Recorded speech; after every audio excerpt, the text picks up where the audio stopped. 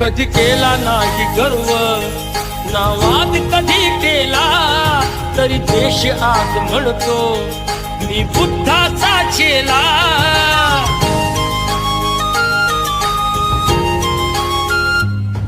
कधी केला नाही गर्व ना वाद कधी केला, तरी देश आज म्हणतो मी बुद्धाचा चेला. बुद्धाने बुद्ध पाहे सचित्र गौतमाचा,